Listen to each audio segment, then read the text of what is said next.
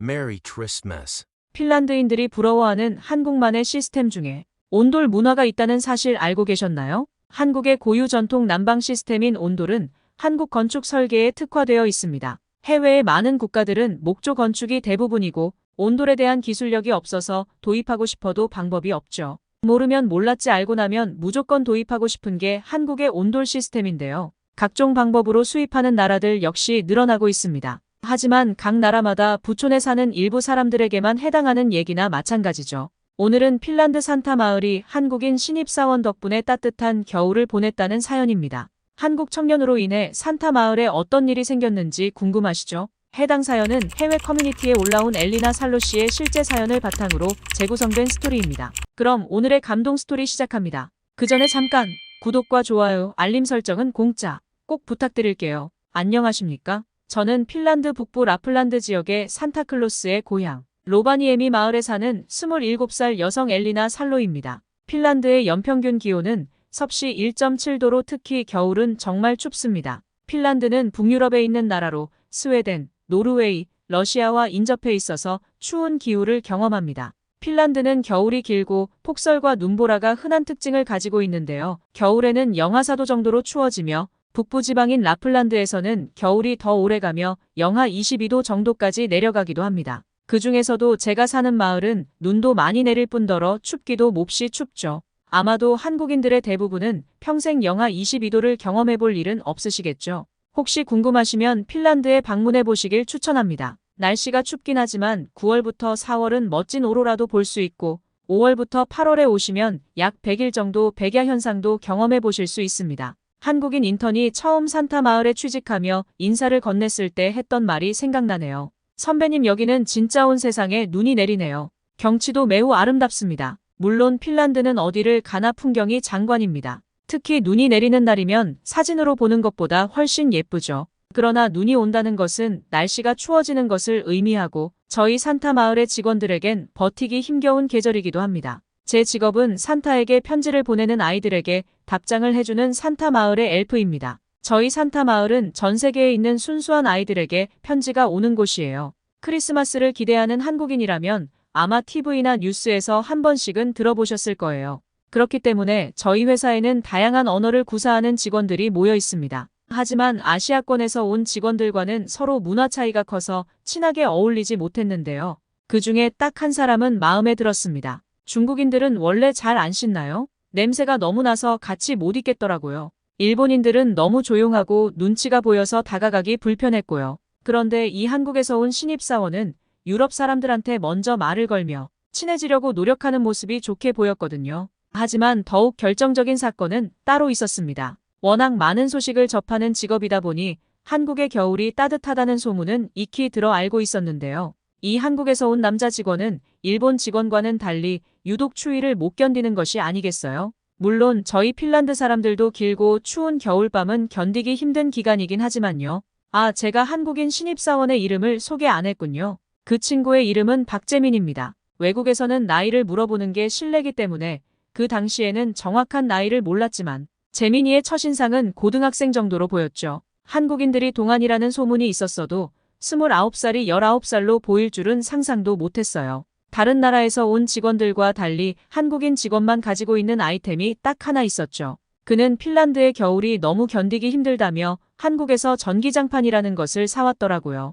개인주의가 강한 다른 직원들과 달리 한국인 인턴은 모두를 잘 챙기는 착한 성품이었어요. 퇴근 후에 자기만 따뜻하게 지내는 게 미안하다며 산타 마을 엘프들의 쉼터에도 대형 전기장판을 사비로 사온 거 있죠. 그 후로 저희는 퇴근 후에 숙소로 가지 않고 전기장판이 있는 쉼터로 모이는 문화가 생겼습니다. 재민이 덕분에 따뜻한 겨울을 보내며 맥주도 한 잔씩 하다 보니 어느덧 새로운 감정이 생겨 연인으로 발전했네요. 하지만 크리스마스 시즌이 지나면 일이 많이 줄어들기 때문에 단기 인턴 형식으로 취직한 재민이는 다시 한국으로 돌아간다고 하더라고요. 겨울 3달을 함께 했지만 서로의 감정은 너무 깊어졌고 저는 어차피 남들처럼 연말에 휴가를 쓸 수 없는 직업이다 보니 6월에 휴가를 미리 써서 재민이를 보러 한국으로 갔습니다. 핀란드 사람들과는 달리 너무나도 자상하고 듬직했던 재민이를 놓치고 싶지 않았거든요. 평소 장난기가 많던 재민이가 핀란드인에게는 한국의 여름이 엄청 추울 거라고 겁을 주는 거예요. 아니 모든 사람이 반소매를 입고 돌아다니는데 춥다니? 무슨 말도 안 되는 소리냐고 했죠. 그런데 진짜 여기가 제가 걱정했던 한국의 여름이 맞나 싶을 정도로 어디를 가나 팔이 추웠습니다. 재민이와 공항에 내려 처음 탔던 지하철 그리고 호텔, 식당, 심지어 환전하러 갔던 은행까지도요. 특히 은행은 땀이 난 상태로 들어가면 정말 시원하다 못해 추웠습니다. 핀란드의 여름은 한국의 봄, 가을 정도 날씨예요. 그래서 한국의 여름은 핀란드인이 참을 수 없을 만큼 너무 덥기 때문에 재민이가 저를 배려하여 시원한 곳만 데리고 다닌 것인지 한국은 어디를 가나 에어컨이 빵빵해서 외국인인 저도 힘들지 않게 다닐 수 있었어요. 핀란드의 겨울은 외국인 관광객이 많이 오는 호텔조차도 추운 곳이 많고 바꿀 노력을 안 하거든요. 하지만 핀란드는 1년 내내 에어컨이 필요 없는 날씨이기 때문에 저는 별로 부럽지는 않았습니다. 하지만 전기장판만큼은 저희 부모님께 사드리고 싶을 정도로 정말 부러웠죠. 저는 한국의 대형마트를 구경하다가 재민이에게 농담으로 얘기했습니다. 핀란드 집안의 사위가 될 생각이면 추위를 잘 견뎌야 한다고요. 그랬더니 남자친구는 추위를 견디지 않아도 될 만큼 집을 따뜻하게 만들면 된다고 하더라고요. 이 남자가 산타 마을에서 3개월 일하더니 진짜 상상력이 좋아졌나 싶었죠. 못 믿겠다는 제 말에 곧바로 찜질방이라는 곳에 데려가는 게 아니겠어요? 한국의 찜질방은 사계절 날씨를 모두 체험할 수 있는 신기한 공간이었습니다. 방마다 온도 차이가 엄청나더라고요. 아니, 한국은 마법의 나라인가요? 겨울은 따뜻하게, 여름은 시원하게 만들 수 있는 기술력이 있다니 너무 부럽더라고요. 저는 어릴 때 발이 꽁꽁 얼면서 학교를 걸어 다니곤 했거든요. 한국이 많이 발전했다는 소리는 들었지만 이 정도일 줄 몰랐네요. 핀란드의 겨울도 이렇게 따뜻할 수만 있다면 제 가족들도 정말 편하게 겨울을 보낼 수 있을 것 같다는 생각에 조금 부러웠습니다. 그러자 재민이가 저만 괜찮다면 저희 부모님 집에 한국의 온도를 설치해주고 싶다는 거예요. 속으로 계속 저를 신경 써주려고 하는 착한 마음에 감동했지만 3개월 인턴으로 일한 신입사원이 돈이 어딨냐며 웃어넘겼죠. 그때였습니다. 재민이가 갑자기 부모님께 전화를 해보겠다고 하더라고요. 처음엔 저희 부모님께 전화한다는 줄 알고 당황했는데 자기 부모님께 한다더군요. 평소 재민이의 모습과는 달리 아주 진지한 말투로 아빠와 통화하는 걸 들었습니다. 그때 알았어요. 재민이네 부모님은 인테리어 사업을 크게 하시는 분들이셨고 부모님께서는 재민이가 사업을 물려받길 바란다는 사실을요. 재민이는 회사 경험과 이미지에도 좋을 거라며 부모님을 설득했어요. 핀란드에 있는 가정집에 온도를 설치해주는 프로젝트를 진행하고 싶다고요. 이 남자가 진심으로 저와 결혼을 하고 싶어 한다는 걸 그때 처음 느꼈습니다.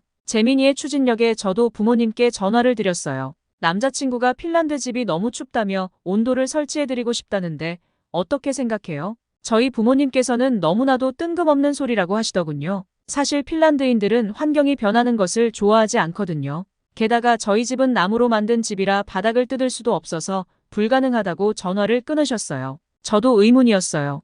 대체 어떻게 집을 다 뜯어 고쳐서 한국식 온도를 설치할 것인지요. 솔직히 이게 재민이 혼자 할 수 있는 공사도 아니고 공사 비용도 만만치 않을 거라는 생각에 부담되기도 했습니다. 저희 부모님께서 경제적으로 넉넉한 형편은 아니시거든요. 재민이는 비용은 걱정 말라고 했습니다. 부모님 회사에서 한국에만 있는 고급 자재들은 원가로 주시기로 했고 나머지 재료들은 유럽에서도 쉽게 구할 수 있으니 걱정하지 말라고요. 전기장판만 있어도 그렇게 좋아했던 산타 마을의 동료들을 생각해보니 돈 걱정만 없다면 저도 부모님께 따뜻한 겨울을 선물해드리고 싶었습니다. 그날 이후로 저는 부모님을 계속 설득했습니다. 아무리 핀란드 사람들에게 추운 겨울이 당연하더라도 추운 건 추운 거니까 말이죠. 그렇게 한국에서의 여름 휴가를 즐기고 핀란드에 돌아온 지 3개월쯤 지났을 때였어요. 남자친구가 겨울에 공사하는 건 너무 힘들다며 가을에 미리 공사를 해주러 오겠다고 하더라고요. 저도 부모님을 설득하기 위해 그날 이후로 검색을 계속 해봤기 때문에 지식이 조금 생겼는데요. 한국은 거의 모든 집이 1층 구조로 되어 있어서 온도를 설치하기 쉽다고 들었는데 저희 집은 2층짜리 목조주택이라서 내심 걱정하고 있었어요. 하지만 재민이는 문제없다며 저를 안심시키고는 핀란드에 도착했어요. 목조주택이라 바닥을 전부 뜯어내고 하는 공사가 불가능하기도 하고 요즘에는 건식난방이라는 게 있다더군요. 저희 부모님은 그건 또 뭐냐며 더 비싼 거 아니냐, 오래 걸리는 거 아니냐고 물어보셨어요. 재민이는 제가 검색해봤던 한국의 온돌처럼 공사하게 되면 시멘트를 사용해서 별도의 양생기간도 걸리고 공사기간도 2주가 넘게 걸려서 힘들다고 했어요. 외국에서 온돌 설치가 어려운 건 공사기간은 그렇다 쳐도 사후 관리가 더 큰 문제라면서요. 겨울에 문제가 생겼을 때 빨리 해결하지 못하면 동파가 되는데 핀란드에는 전문 인력이 없을 테니까요. 재민이는 건식 난방은 빠르면 하루 만에 공사가 끝나고 그날 바로 사용해도 문제가 없을 정도라며 이게 더 합리적이라고 했죠. 그 얘기를 들은 저희 부모님은 엄청나게 화를 내셨어요. 하루 만에 끝나는 공사라니 그거 너무 대충해서 효과나 있겠느냐며 돌아가라 하셨죠. 재민이는 당황하지 않고 부모님을 위해 예약해둔 호텔이 있다며 거기서 하룻밤 편하게 주무시고 오시라고 하더군요. 부모님은 친척 집에서 머물 생각이었는데 호텔까지 예약해주다니 조금 마음이 풀린 표정이셨어요. 한국 사람들은 뭐든지 빨리빨리 한다고 들었지만 제가 생각해도 하루짜리 공사는 믿기 힘들었습니다. 불안해하는 부모님께 중간마다 보고도 해드리고 한국에서 와서 고생할 남자친구를 위해 저는 식사라도 맛있게 대접할 겸 남아서 돕겠다고 했어요. 재민이가 설치하겠다는 건식 난방은 가구 조립 수준으로 어려워 보이지는 않았습니다. 바닥에 단열보드 같은 걸 전체적으로 깔더라고요. 구경만 하는 건 미안했는데 재료를 준비하는 정도는 저도 도울 수 있어서 마음이 편해졌어요. 나중에 결혼해서 함께 신혼집을 리모델링하면 이런 기분일까요? 보드는 냉기와 습기가 위로 올라오는 걸 방지해줘서 난방비를 절감할 수 있다더라고요. 물이 배관 전체적으로 골고루 순환해야 난방 효율이 높아진다며 구석까지 빈틈없이 촘촘하게 설치해주는 걸 보며 더욱 믿음이 갔습니다. 저희 가족을 위해 3개월 동안 공부하며 부모님께 기술을 배워온 재민이에게 정말 감동했습니다. 그렇게 1차 난방 공사는 마무리했고 부모님께 땀 흘리며 열심히 공사하는 남자친구와 현장 사진을 보여드렸더니 아까 화낸 건 미안했다고 사과하시더라고요. 마지막으로 헤링본이라는 장판을 깔며 전체 공사가 진짜 하루 만에 끝났습니다. 아침까지도 믿지 못했던 저는 재민이의 실력과 한국의 기술력에 감탄했습니다. 이렇게 빠르게 설치할 수 있는 일인데 왜 핀란드 사람들은 아직도 히터나 벽난로만 사용하고 변화할 생각을 하지 않는 걸까요? 한국을 다녀오며 제 시야가 넓어진 건지 제 조국인 핀란드의 사고방식이 많이 답답해 보였습니다. 다음날 부모님이 오시기 전에 미리 바닥을 따뜻하게 하자는 제 의견에 웬일로 재민이가 반대했습니다. 살짝 기분이 상할 뻔했는데